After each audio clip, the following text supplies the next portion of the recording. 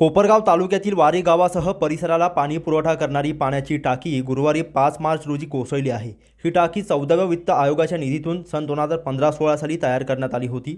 बांधकामात निकृष्ट दर्जाचे मटेरियल आणि तांत्रिक चुकांमुळे टाकी मुदतीच्या आत कोसळली असल्याने संबंधित ठेकेदार आणि तत्कालीन जबाबदार अधिकाऱ्यांवर कारवाई करण्याची मागणी आमदार आशुतोष काळे यांनी ग्रामविकास मंत्री जयकुमार गोरे, अहिल्यानगरचे जिल्हाधिकारी आणि जिल्हा परिषदेचे मुख्य कार्यकारी अधिकारी यांच्याकडे एका पत्राद्वारे केली आहे, अशी माहिती आमदार काळे यांच्या जनसंपर्क कार्यालयातून आज 5 मार्च रोजी एका प्रसिद्धी पत्रकाद्वारे देण्यात आली आहे।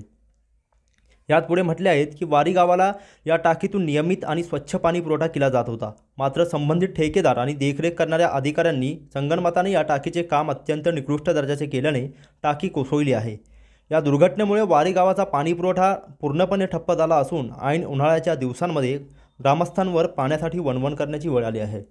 वारी ग्रामस्थांचा पिण्याचा पाण्याचा प्रश्न कायमचा निकाली काढण्यासाठी आमदार आशुतोष काळे यांनी जुलै 2022 रोजी महाराष्ट्र जीवन प्राधिकरण अंतर्गत 21.52 कोटी किमतीची वारी काणेगाव पाणीपुरवठा योजना मंजूर करून आणलेली आहे। सदर योजनेचे सुमारे 70% काम पूर्ण झाले असून योजनेमध्ये वारी गावाकरिता एकूण 3 पाण्याच्या टाक्या नियोजित धरलेल्या आहेत। काम पूर्ण झाल्यानंतर निश्चितच गावाचा पाणी प्रश्न मिटणार असल्याचे आमदार काळे यांनी या प्रसिद्धी पत्रकात म्हटले आहे। प्रतिनिधी मोबिन खान, माय न्यूज, कोपरगाव।